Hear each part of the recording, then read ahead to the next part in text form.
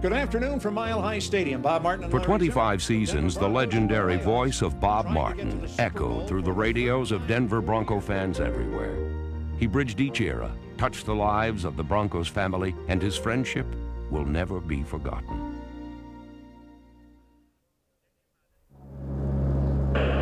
Stadium, this is Sky 1. We'll be delivering the Broncos game ball in approximately 30 seconds. Over.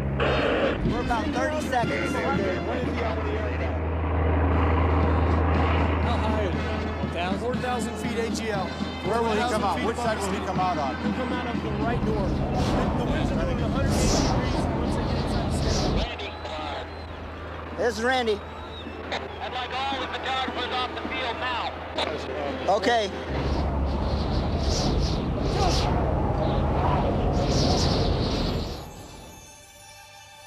All right, here we go. Here comes the game ball, gentlemen. I hope he doesn't fumble.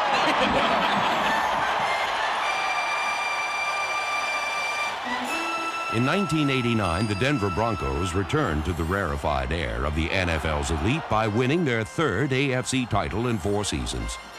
They were Mile High champions.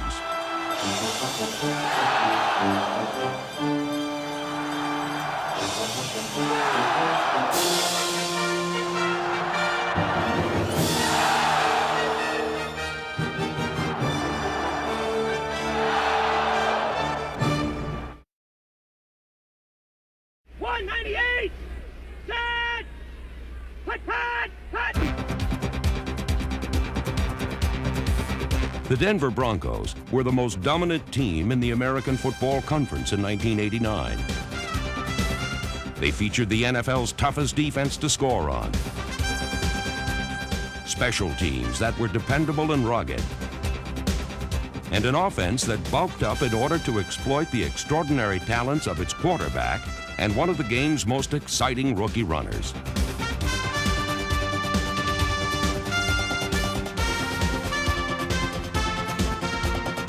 This proved to be an explosive formula.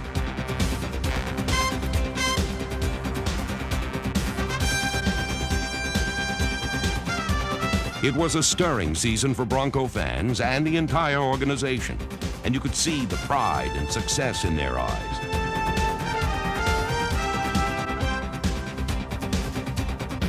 Yet in spite of their enthusiasm and many accomplishments, Denver still could not achieve its ultimate goal, a world championship. Black 200 Jets, Denver! Black 200 Jets,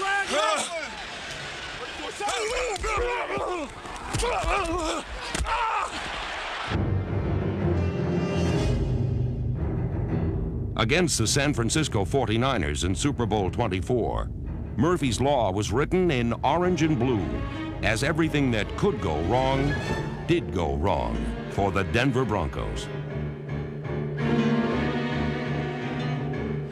Hold on. That's all right. That's just a chance to hit him again. Keep hitting him now. Keep hitting him.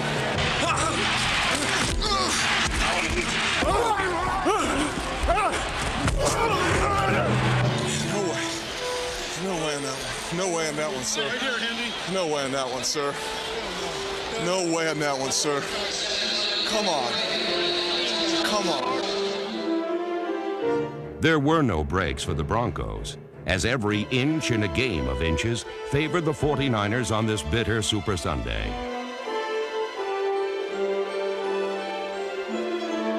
It was difficult for me from the standpoint that I knew we had really accomplished something that a lot of people, you know, would have loved to have swapped places with us. But about the middle of the third quarter, I would have loved to have swapped places with any of them. Hold up now, hey. Hey, man, we ain't having no fun, man. We having bullshit. Let's make some plays. Loosen up, man. Tackle him, the other guys will get him.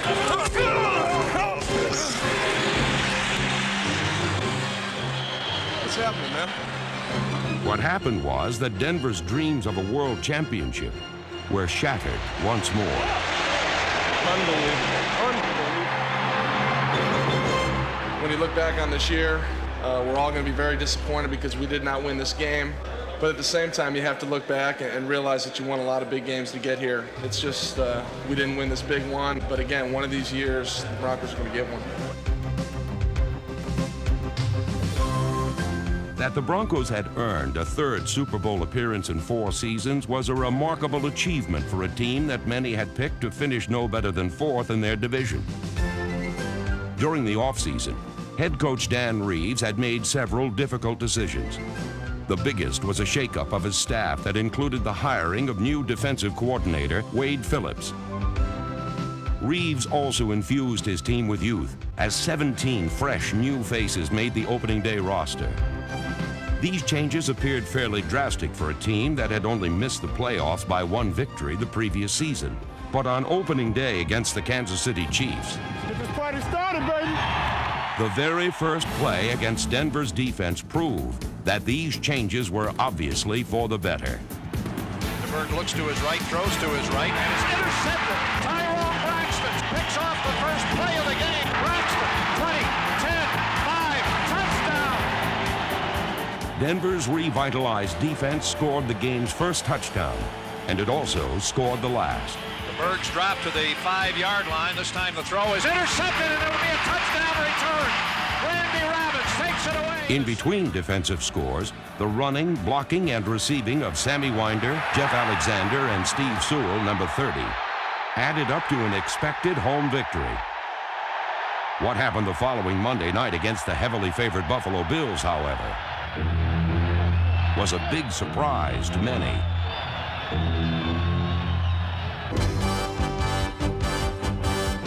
Michael Brooks recorded a safety as the Broncos thoroughly dispelled any pass shortcomings. I think that was important for our confidence as a team. Our young players really don't realize that we've had problems on the road, and problems on turf, and problems on Monday night and all that. And so that turned out to be a very important game and gave us a lot of confidence for the rest of the year.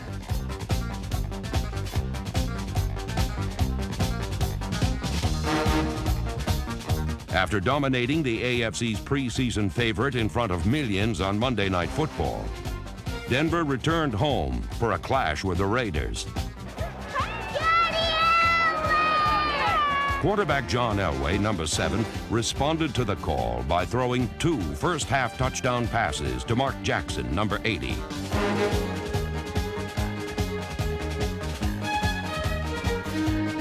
Elway also ran one in as Denver built an imposing 28-0 halftime lead. Blitz. Elway runs up in the pocket, gets away. He's at the 30, the 25, the 20, 15, 10, 5, end zone, touchdown, John Elway at 29. Denver's defense pitched a shutout in the first half. They recovered 3 fumbles and intercepted 3 passes. However, when the Raiders rallied in the second half to close to within 28-21, it took a seemingly improbable interception by rookie safety Steve Atwater, number 27, to save the day. Hold deep. Big play time. Raiders at their 42, trying to get it tied. Schrader in the pocket, lots of time. Pass intercepted. Atwater at the 30. A David Treadwell field goal climaxed a 31-21 victory over their arch rivals. And after 3 games, the Broncos were undefeated and heading for Cleveland.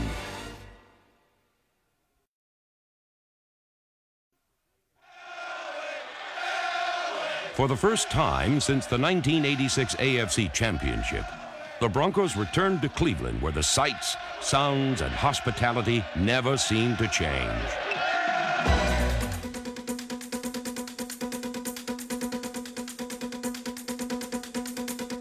Elway to Vance Johnson, number 82, covered 68 yards. However, the rest of the game was decided by defense.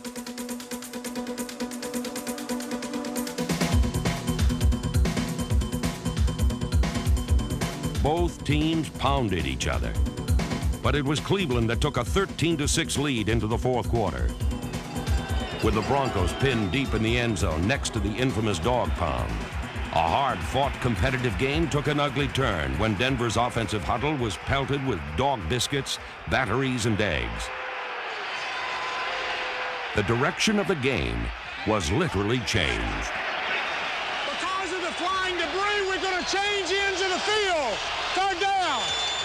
Now, Bob, that's a new one. They're going to switch sides of the field and let Denver run it the other way. I've never seen that or heard of it. Neither have I. Is it just for this play, or do we do it permanently? The change was permanent. And now, heading into a stiff breeze, Denver's comeback hopes rested on a quarterback who has made a career out of saving lost causes.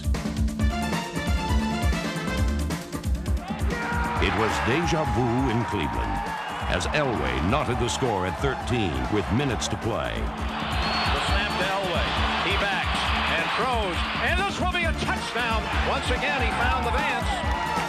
However, for the first time since 1972, the Browns would have the last wind-aided laugh. Barr will try from 48. The ball is down. Barr's kick is on the way, and this one will just get over the bar. It went 48 yards. It's a good thing it wasn't 48 yards and an inch. And the Browns pull it out 16-13. Denver's first loss of 1989 was followed by a victory over the Chargers. Sam rush zero. Sam rush zero. Yeah, nickel.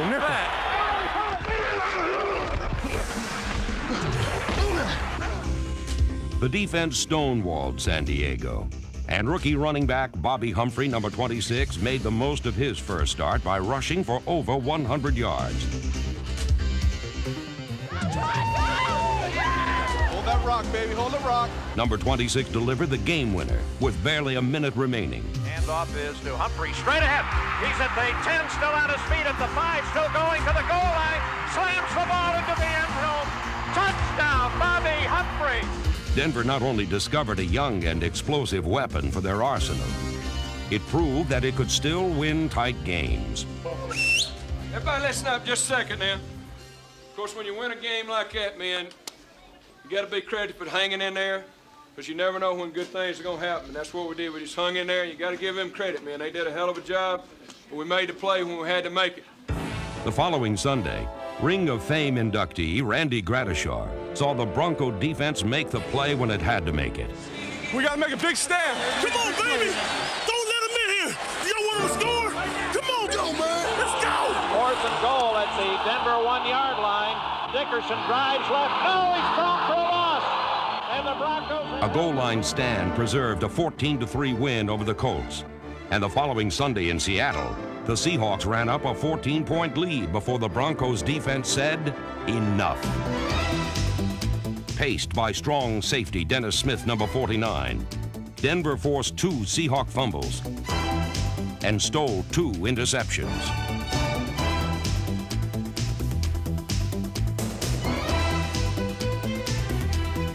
John Elway did his best Houdini impersonation, escaping Seahawk pressure to throw for 344 yards to a variety of targets.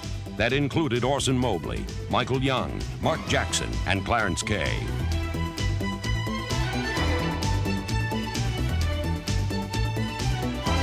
Trailing 21-14 with less than 3 minutes to play, Elway mystified the Seahawks one more time. Rolls left, gets some time. Now the time is going away. Slips the tackle and throws it deep. There's a flag. The ball is caught inside the 25. Johnson will go to the end zone. A 54-yard touchdown. Vance Johnson's elusive touchdown propelled the game into overtime, where the defense set up the Broncos' 6th win. Craig to throw it up the middle on 1st down. Intercepted Dennis Smith. And there is the 4th turnover by the Seahawks. Now the Broncos will waste no time and send out the field goal unit to try to win it here. 27-yarder. Kubiak the holder. Snap. Ball down. Treadwell's kick on the way. Let's go home. The Broncos have won it. With a record of 6-1, the Broncos seemed to have the elements they needed to become mile-high champions. When Wade Phillips became the Broncos' new defensive coordinator, his goals were to simplify the system so that younger players could step right in and attack. You've got to have great pursuit, great hustle, and great aggressiveness, and that's the first thing you teach. Sam rush 1-6. Here we go.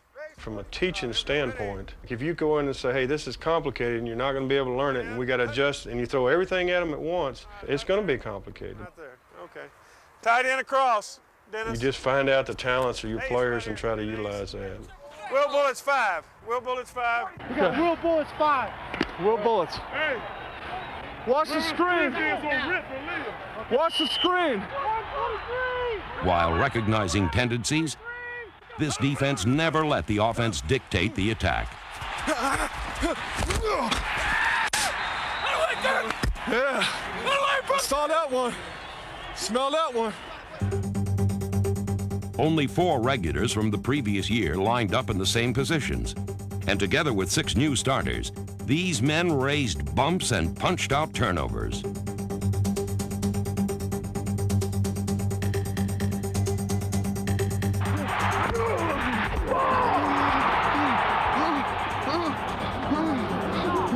That's orange. All right, ease up, back up. Let me see, back up.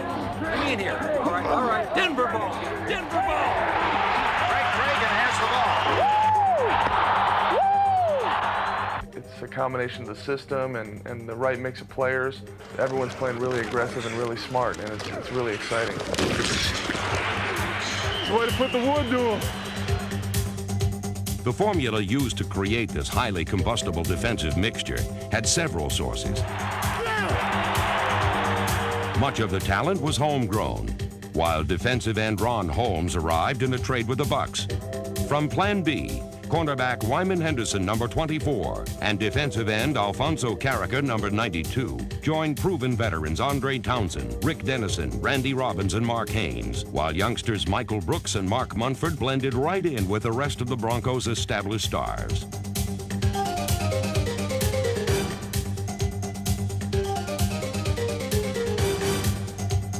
In 1989, the Bronco defense allowed the fewest points in the entire NFL, gave up the fewest rushing yards in the AFC, and finished second in their conference in sacks and takeaways.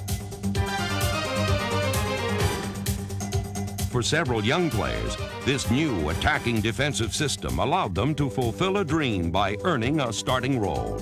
I was thrilled about it. I got on the phone, I called my mom back at home, and I called my sisters, all my sisters and brothers. I have 13. So I got on the phone and called them all up, and they was excited for me too, and they knew this is what I always wanted to do, is be a starter in the National Football League. Another exceptional first-year starter was cornerback Tyrone Braxton, number 34, who led the Broncos with 6 interceptions.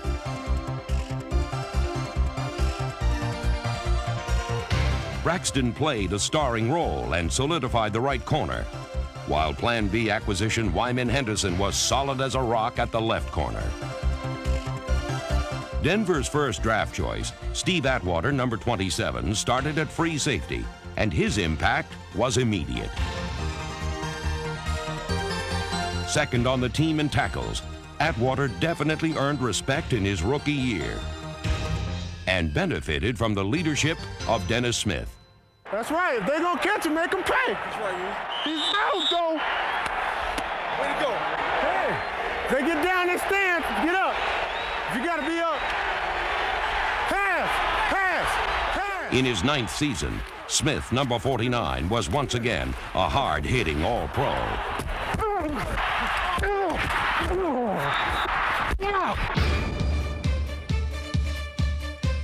After a season filled with dynamic performances, Dennis Smith was voted Defensive MVP by his teammates. Smith earned his 3rd Pro Bowl berth, and many felt that outside linebacker Simon Fletcher, number 73, should have, as he led the club in sacks for the 2nd straight season. Carl Mecklenburg, number 77, returned to the Pro Bowl for the 4th time in 5 seasons after another exceptional year.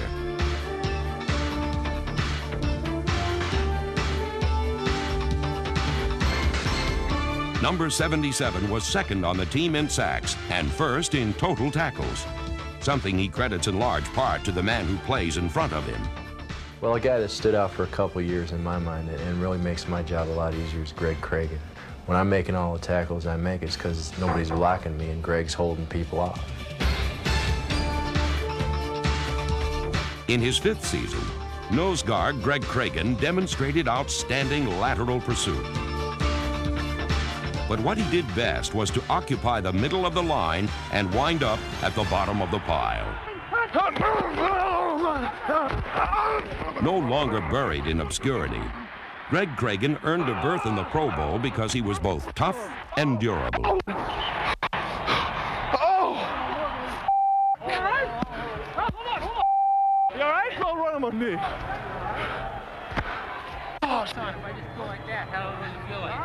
It's fine.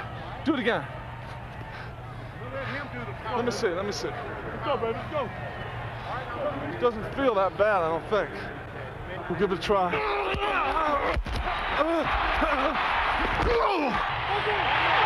Against Philadelphia in Week 8, the Broncos allowed Eagles quarterback Randall Cunningham too much freedom, resulting in a 28-24 defeat. But the next Sunday, they bounced back at home against Pittsburgh. 12-8 sideline option right on two. On two, ready? Guards Jim Jariga, number 66, and Doug Weidelt, who made the all-rookie team. Tackles Gerald Perry, number 60, and dependable Ken Lanier, number 76. Tight end Clarence Kay, number 88, and center Keith Karts, number 72, manhandled the Steelers all day long.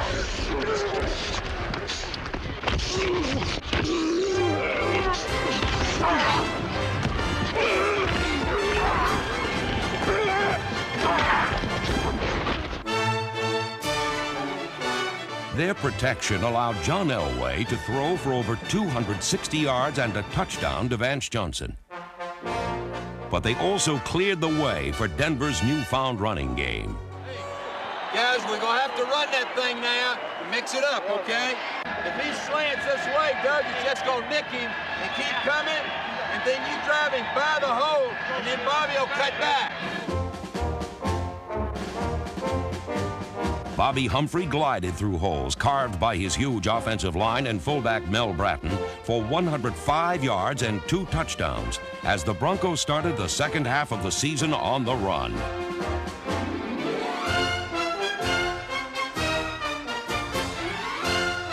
After an easy 34-7 pasting of the Steelers at home, the Broncos traveled to Kansas City, where victories have always come hard.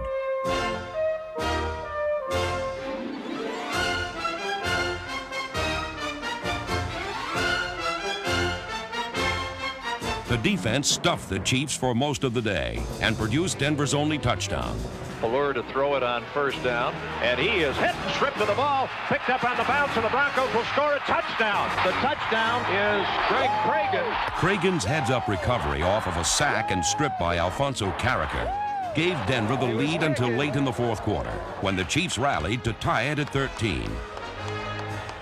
With only minutes remaining, the Broncos began an 80-yard drive, thanks to a quarterback who believes that the most direct route to the end zone isn't always a straight line.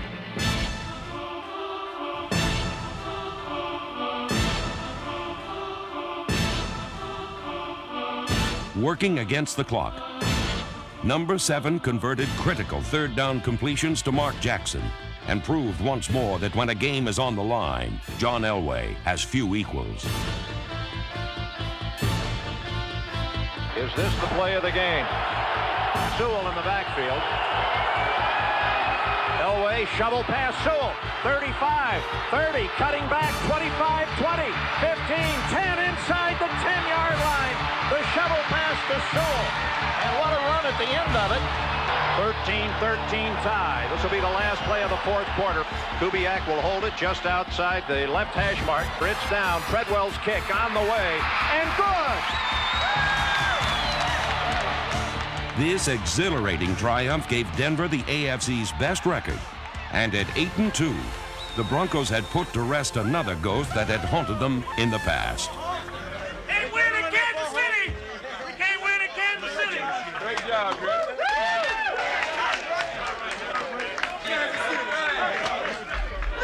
Persevere, man.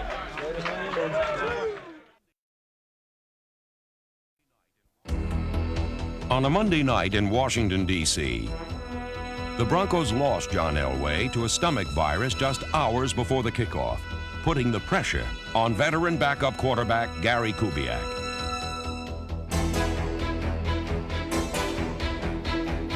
Kubiak's fumble on the third play of the game set up Washington's only touchdown. But it never rattled the veteran quarterback, who rebounded by throwing touchdown passes to fullback Mel Bratton and Ricky Nattiel, number 84. On this windy Monday night, 14 points would be enough because the Broncos' special teams couldn't be fooled. Number 59, Tim Lucas, stuffed a fake punt. and the Redskins never got out of the hole that Mike Horan punted them into. Kick coverage by Keith Bishop, Kip Corrington, Bruce Klosterman, Pat Kelly, Ken Bell, Monty Smith, Brad Hankey, Darren Carrington, and Scott Curtis kept Washington pinned deep in their own territory. Denver's defense held the Redskins to 77 yards on the ground, and Dennis Smith's 2 forced fumbles helped the Broncos overcome adversity and win 14-10.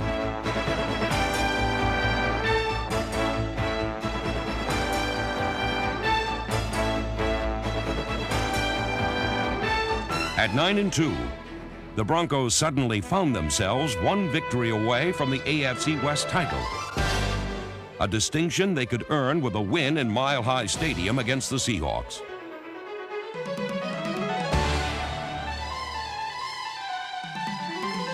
All of the elements that had carried the Broncos to this lofty position came together on this championship Sunday. The spotlight was shared by veterans like Mecklenburg and rookies like Warren Powers, number 91, as Denver sacked Seahawk quarterbacks 8 times, intercepted them twice, and recovered 2 fumbles. The offensive line never allowed Elway to be sacked. And number 7 threw 4 first-half touchdown passes, 2 to the irrepressible Vance Johnson, number 82. Scoring strikes to Steve Sewell and Michael Young rounded out a 41-14 victory that clinched Denver's 4th AFC West championship in 6 years. He just lobs the ball for Mike Young, and he makes the catch. Touchdown. This was the earliest a Broncos team had ever clinched, and with 4 games to go, Denver only needed to win 1 more game to secure home field advantage throughout the playoffs. Way to go, Coop. Great job, John. Proud of you. Way to go, man. Since he entered the NFL, John Elway has led his team to more victories than any other quarterback. And in 1989, wide receiver Vance Johnson, number 82, helped to keep Elway's winning percentage at the top.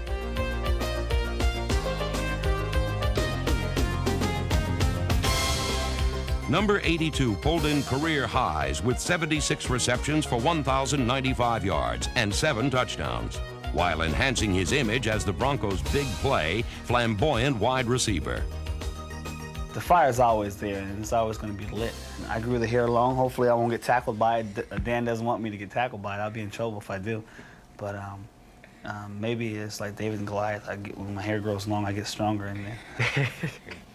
Vance told me he told you the story of David and Goliath, how long Goliath's hair was. It's Samson, not Vance. Johnson's performance frequently exceeded expectations. Something that was also true of Denver's first pick in the supplemental draft, running back Bobby Humphrey, number 26. Stress fractures in his foot had cut short his final year at Alabama, and doubts still lingered about the 2-time All-American. Was Bobby Humphrey's foot really healed? But I felt that, hey, if I can come in and, really buckle down and learn what to do and get me on the playing field, I was going to prove that, I can be Bobby Humphrey again. Red 28! Red 28 hot! Humphrey proved he could take a hit, and his powerful legs gave the Broncos another lethal weapon to go along with Elway's strong arm. By season's end, he had rushed for 1,151 yards, the 3rd best total in team history. Having watched and coached running backs, I think the greatest asset that Bobby has, he has a unique ability to anticipate where the defense's reaction is going to be. I mean, he'll start making a cut before the hole ever opens up. He has that vision that you see in great runners where he anticipates the right move an awful lot of the time. He's got great power, and he gets stronger as the game goes along. But if I had to say one thing, I'd say he's got tremendous anticipation of where the hole is going to open up. Number 26 was chosen by his teammates as the offensive MVP. Bobby Humphrey. the kid is incredible. He's breaking tackles, making a lot of cuts, and when I'm out there blocking, sometimes you see you're blocking the defensive back, and he's like, "Oh hell, here comes that kid again." Bobby Humphrey's impact was immediate and amazing, especially considering that football wasn't the profession that his mother had in mind for her son. If I find that you playing football anyway up to that school, you tell those coaches that I am coming up there and they're gonna have some trouble out of me because I do not want you on that football team. I was playing the trumpet, and she wanted me to be in the band, and that's what she wanted me to do because she was so, afraid that I would get injured. I wish somebody had tossed him a trumpet instead of football. He'd been better off,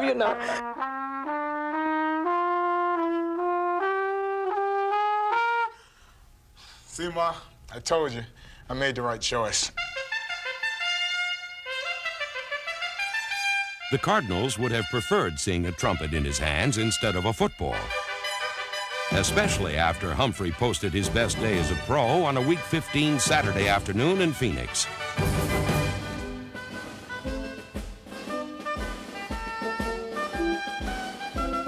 Humphrey gained 128 yards on 23 carries to put him over the 1,000-yard barrier, and even threw a touchdown pass to his talented rookie teammate, Mel Bratton.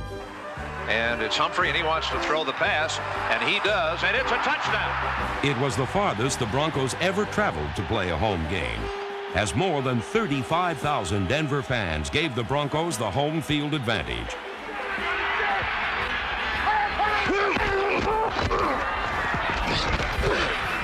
There were 6 quarterback sacks, 2 by number 73 Simon Fletcher, and a fumble was run back for a touchdown by Carl Mecklenburg, number 77. Change is picked up by Mecklenburg. He's back up on his feet. He's at the 10. He's at the 5. He scores.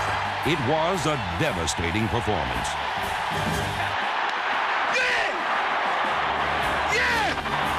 Touchdown passes to Clarence Kay and Steve Sewell finalized a 37-0 win. Will go to the goal line, and a leaping touchdown. Steve Sewell, the big play man, does it again. For the second time in 3 seasons, Denver earned the home field advantage throughout the playoffs.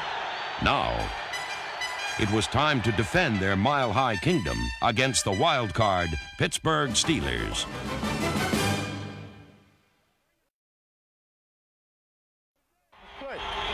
Gotta bring it today. Gotta bring it today, baby.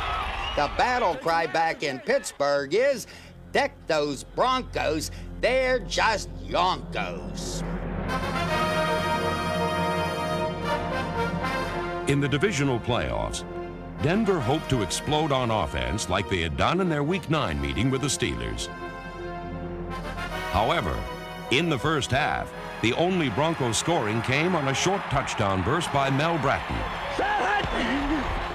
and a long field goal by special teams MVP David Treadwell.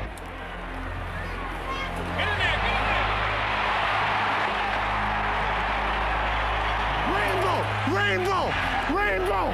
Rainbow! Denver had trouble containing Pittsburgh's Merrill Hodge, number 33, who became the first runner to rush for over 100 yards against the Broncos defense all season.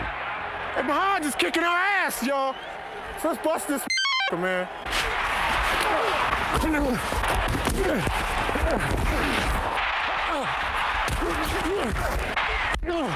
Denver's might couldn't rattle the young Steelers. Hey, fist up. Me and you. And no strategy could prevent Pittsburgh from taking a 17-10 third quarter lead.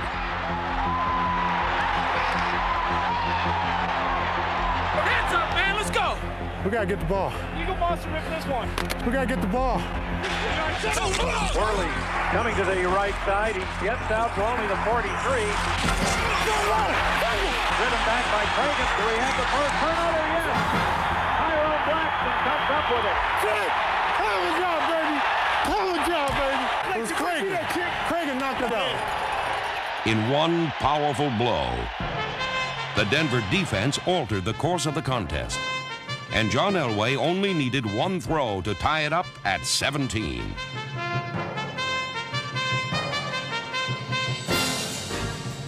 Still, the Steelers refused to collapse and seemed even more determined to knock these mile-high champions off their throne. Leading 23-17 in the final quarter, the Steelers were riding a fairy tale finish. We're calling us the Cinderella team. We still got our glass slippers intact. Right, still got them on. With barely 6 minutes remaining, however, John Elway began waltzing Cinderella toward midnight. Handoff is to Humphrey, back to Elway on the flea flicker. And the throw up the near side for Vance, makes the catch. Look, come on.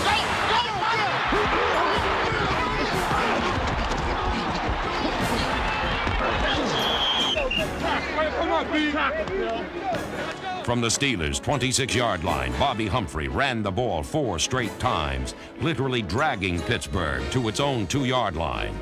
Let's go 36 half back later.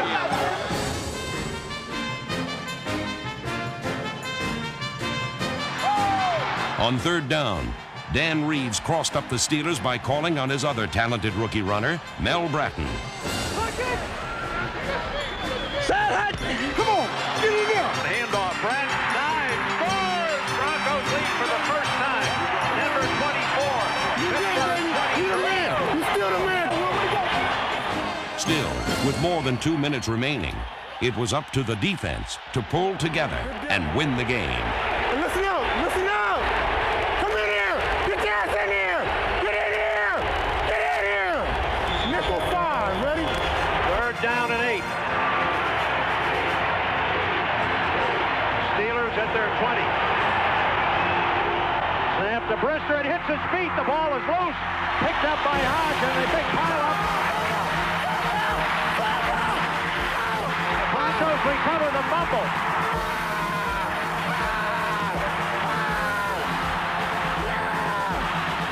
The clock finally struck 12 for the Steelers, as Randy Robbins' clutch recovery sealed Denver's come-from-behind win and ushered the Broncos back to the AFC Championship game. We had 3 guys run into. I mean, everything happened. Hey, the touchdown, you know. Oh, yeah, 3 guys The ran guy into knocks each other down. Yeah. They all knew what the play was, too. That's what was bad. But hey, a W is a W is a W. We get to play Cleveland. We advance.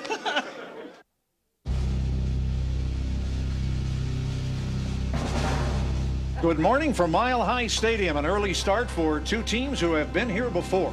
The Denver Broncos and the Cleveland Browns for the 3rd time in 4 years as the road to the Super Bowl comes through Denver.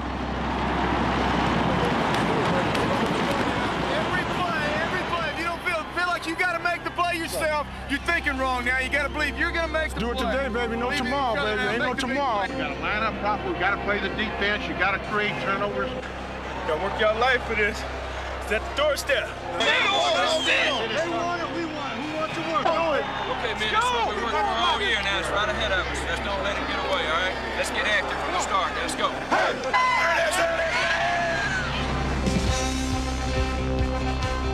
From the start, the Broncos were determined to prove that they were the AFC's finest, and nothing they did in the first half discouraged that belief. Ozar drops, throw up the middle, and this one is intercepted at the 35-yard line. Interception, Dennis Smith.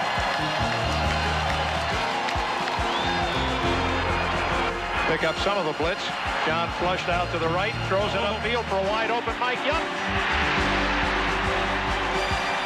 At the 30, at the 20, at the 15, 10, 5, touchdown, 70 yards, Elway to Mike Young. And you always know that the most dangerous thing to have John Elway doing is on the move.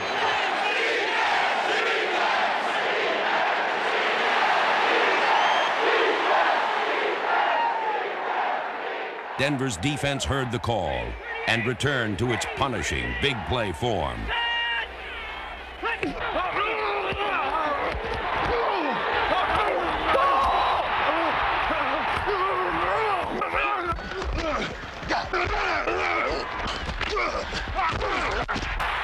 The only batteries in Mile High Stadium were the nearly 76,000 diehards who threw a charge into John Elway's electrifying performance. Still looking, throws it up the near side for a wide open Mike Young.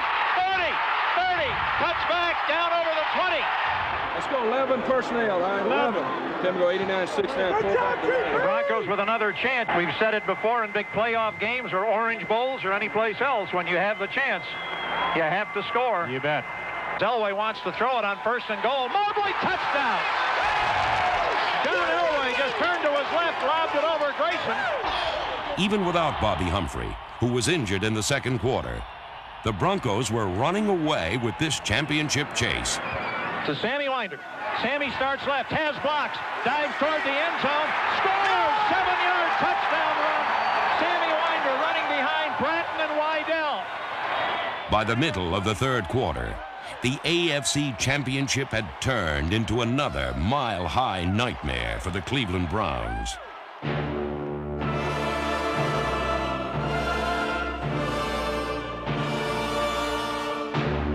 The sights, sounds, and reminders of past failures were everywhere.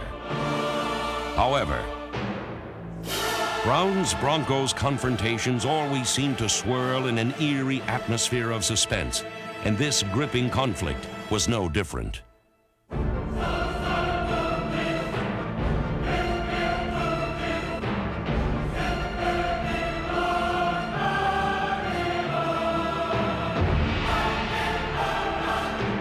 Trailing 24-7, Cleveland finally stiffened. Bernie Kosar regained his touch, and the Browns scrambled back to narrow the Bronco lead to 24-21.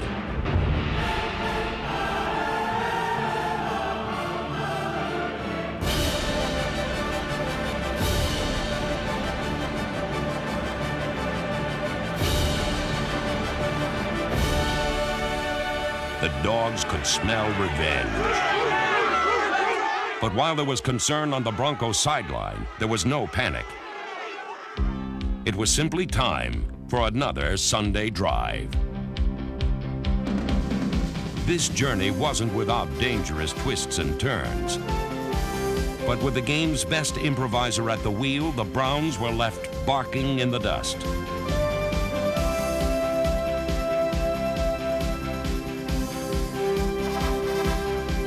After salvaging a first down on 3rd and 10, Elway reached back and put the Browns away for good. Browns show blitz. Here comes the world. Sewell picks up one. Pass is complete to Winder. 30, 20, 15, 10. Sammy will score! Sammy Winder hasn't had a lot of chance to do the Mississippi Mud Walk this year, but that's the second time today. Elway found Sammy Winder inside the 30, and the Broncos get another big play. Third touchdown pass by Elway. 80-yard drive for the Broncos. The Broncos have never lost an AFC Championship game. The Browns have never been to the Super Bowl. Those streaks will both continue.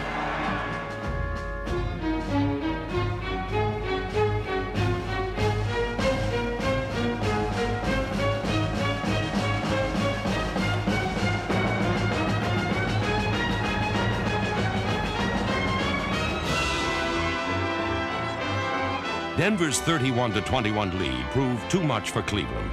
And in the fourth quarter, they were buried in an avalanche of orange. Come on, get it, pick! Interceptions by Kip Corrington and Dennis Smith ended Cleveland's comeback hopes. This time the pass is going to be intercepted at the Denver 45. Dennis Smith over the 50, still on his feet, tackled at the Cleveland 47.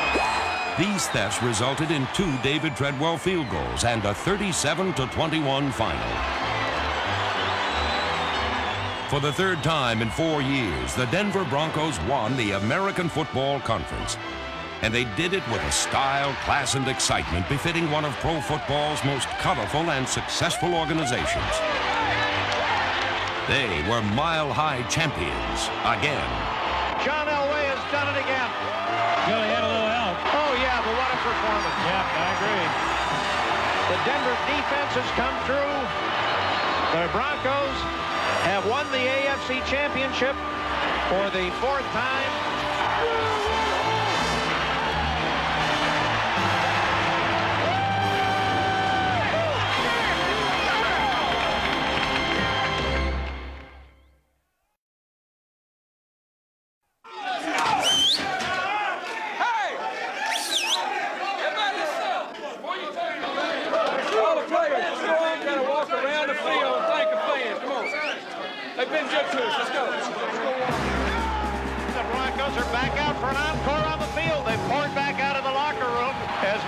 76,000 are still here. And this is their tribute to their fans. Thanks, Lamar. I'm sort of getting used to taking this trophy from you. This is the third time, and I'm really proud of my people. I mean, I look back at this season. We're coming off an 8-8 season last year, and we're coming back in here and going back to the Super Bowl. I mean, it's just incredible. I give all the credit I possibly can to my coaching staff, my scouts, and to my players.